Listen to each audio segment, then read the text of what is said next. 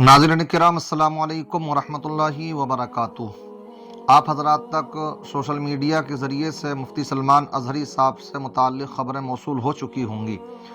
साथ ही साथ मैं आपको ये भी बतलाता चलूँ, बहुत से लोग यूट्यूबर हजरात को बुरा भला कह रहे हैं कि कोई सही खबर नहीं बता करके दे रहे, कभी कुछ कहते हैं कभी कुछ कहते हैं। तो देखिए, मैं आपको ये बात बतलाता चलूँ कि जैसी जैसी खबर मिलती है वैसे ही यूट्यूबर हजरात आप तक पहुंचा देते हैं। हाँ, उसमें अगर कोई दरोग गोई से झूठ से काम लेता तो वो उसको खुद भुगतेगा, क्योंकि झूठ हराम है सख्त सख्त शरीयत के अंदर। आप ये जानते हैं, झूठों पर अल्लाह की लानत होती है।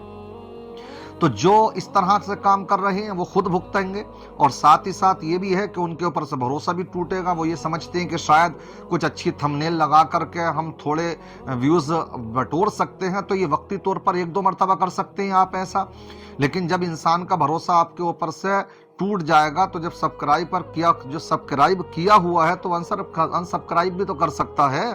तो इस तरह से उन लोगों को सोचना चाहिए कि वो झूठ से काम ना लें, क्योंकि झूठ की नाव कभी चलती नहीं हैगी। इसलिए जो हजरात अब तमाम सोशल मीडिया वालों को गाली देना शुरू कर दें, ये भी गलत है।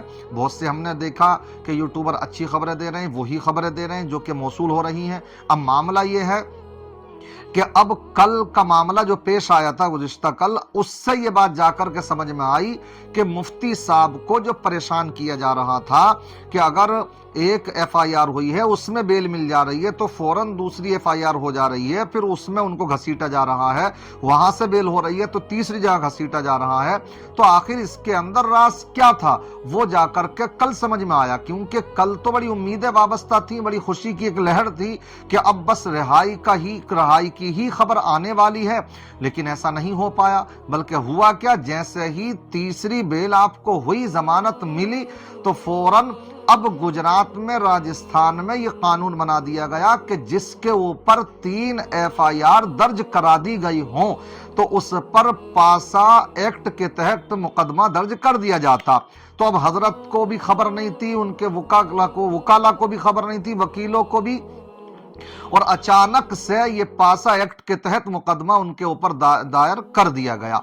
इसकी जैसे ही खबर मिली तो तमाम उनके चाहने वालों में एक गम की लहर दौड़ गई। और क्यों ना दौड़े, क्योंकि बहुत सी उम्मीदें वाबस्ता थी और ये सोच रहे थे कि हजरत बस बहुत जल्दी आने वाले हैं। क्या कुछ हुआ उसमें, किस तरह से हुआ, तो आप जानते हैं कि मजलिस इत्तेहादुल मुस्लिमीन के पूर्व विधायक यूसुफ पठान, जो वारिस पठान जो हैं, तो इसमें वो भी काफ़ी पेश रहे हैं। तो उन्होंने इसके ताल्लुक से जो खबर दी है, मैं पहले वो सुनवाता हूँ आपको, उसके बाद में मुख्तसर सा तबसरा करूँगा, मुख्तसर से एक पैगाम देना चाहूँगा, उसको आप सुन कर के जाइए। पहले आप उनके इस बयान को समाअत फरमा लीजिए, देखिए वो क्या कह रहे हैं। वारिस भाई, सलमान अज़हरी साहब को बेल मिली भी वो छूटेगी?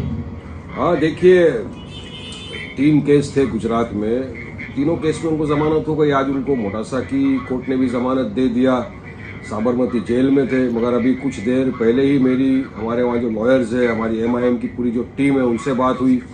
सलमान अज़हरी साहब के भाई से भी मेरी बात हुई वहाँ पर, तो उन्होंने बताया कि वारिस भाई इनको बेल तो हो गई, मगर वहाँ से फिर कलेक्टर का एक ऑर्डर आया है जिसमें उनको Gujarat prevention of anti social activities act, पासा एक्ट के तहत पे उनको डिटेंशन का ऑर्डर दिया है। अब उनको शायद साबरमती जेल से बड़ौदा लेके जाया जाएगा, ऐसी मुझे जानकारी वहाँ से मिली है। तो हमारी टीम वहाँ पर है, लॉयर्स भी है।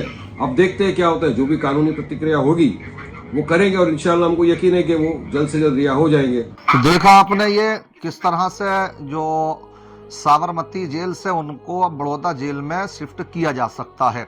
अब देखिए, मैं आपको यहाँ पर एक बात ये बतला दूं, कोई ये ना सोचे अब कब आएंगे, जैसा आएंगे वैसी खबर हो जाएगी। अभी कुछ कहा नहीं जा सकता, क्योंकि बताया जा रहा है कि इसका प्रोसेस कुछ लंबा भी हो सकता है। बहरहाल یہ صرف کس طرح سے پری پلاننگ تو انہوں نے پہلے ہی دماغ میں بسا رکھی تھی کہ کتنی FIR ہمیں ان کے خلاف کرانی ہے تاکہ پھر پاس ایکٹ کے تحت ان کے اوپر مقدمہ دائر کیا جا سکے، اور وہ اس میں کامیاب ہو گئے۔ ان کا یہ سب کچھ پری پلاننگ چل رہا تھا، اور ہم یہاں پر یہ سوچ رہے تھے کہ صرف حضرت کو ایک اس میں ضمانت ملی ہے، دوسرے میں بھی مل جائے گی۔ اچھی بات یہ ہے کہ ہیٹ اسپیچ کا جو مسئلہ رہا تھا اس میں کہیں پر بھی جرم ثابت نہیں ہوا ہے گا، ان کو بیل ملتی چلی گئی ہیں۔ لیکن اب انہوں نے ایک قانون بنا دیا ہے، قانون یہ کہ گجرات کے اندر، راجستھان کے اندر، کہ جس کے اوپر ایک ہی صوبے میں 3 FIR درج ہو جائیں گے تو اس کے اوپر پاسا ایکٹ کے تحت مقدمہ چلایا جائے گا۔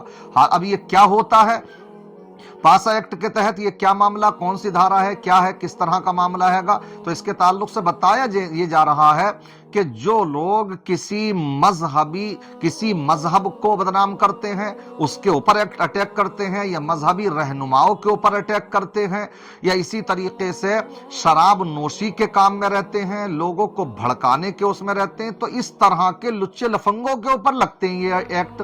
مگر آپ دیکھ رہے ہیں کہ کس طرح سے مفتی صاحب کو اس میں پھنسانے کی ناپاک کوشش کی جا رہی ہے۔ کیا مفتی صاحب شرابی ہیں؟ کیا مفتی صاحب نشے کی چیزوں کو فروخت کرنے والے ہیں معاذ اللہ؟ کیا مفتی صاحب جو ہے کسی کے مذہب کو برا بھلا کہہ رہے ہیں، یا کسی کے مذہب کے رہنماؤں کو برا بھلا کہہ رہے ہیں؟ جو کہہ رہے ہیں وہ سانڈ کی طرح گھوم رہے ہیں۔ یہ تو دیکھیں آپ، جو کہہ رہے ہیں، کیا پیارے آقا کی شان میں گستاخیاں کرنے والے سانڈ نہیں گھوم رہے؟ کیا اسی طریقے سے مذہب اسلام کو گالیاں دینے والے سانڈ نہیں گھوم رہے؟ کیا مسلمانوں کو برملا گالیاں بکنے والے یا برملا اسی طریقے سے سانڈ نہیں گھوم رہے ہیں؟ تو یہ کیا ہے؟ صرف معاملہ آپ جان سکتے ہیں، یہ الیکشن قریب ہے۔ میں یہی اپیل کروں گا کہ بس یہ 2-3 مہینے بڑے صبر و تحمل کرنے کی ہیں آپ کے مسلمانوں، اس لیے کہ وہ چاہتے یہ ہیں کہ آپ گھروں سے باہر آؤ، آپ آندولن کرو، کیونکہ فصل تیار ہے، آندولن ہوں گے، آپ کو کوئی فائدہ نہیں پہنچنے والا۔ آپ کو تو طرح طرح کے مقدموں میں پھنسا کر کے سلاخوں کے پیچھے ڈال دیا جائے گا، اور وہ اپنی فصل کاٹ کر کے نکل جائیں گے۔ اس لیے صبر و تحمل سے کام لیں۔ چاہنے والے دعا کریں، شب برات قریب ہے، اللہ دعاؤں کو قبول فرمانے والا ہے۔ اللہ تعالیٰ کی بارگاہ میں ہم دعا کرتے ہیں، اللہ تعالیٰ مفتی سلمان اظہری صاحب، قمر غنی عثمانی صاحب، اور بھی دیگر جتنے بھی مسلمان بھائی بہن جو بھی بے قصور جیلوں میں پھنسے ہوئے ہیں، ان کو مقدمات میں بیجا پھنسایا گیا ہے، اللہ سب کو رہائی عطا فرمائے، سب کو بیجا مقدمہ بازی سے چھٹکارا نصیب فرمائے۔ السلام علیکم ورحمۃ اللہ وبرکاتہ۔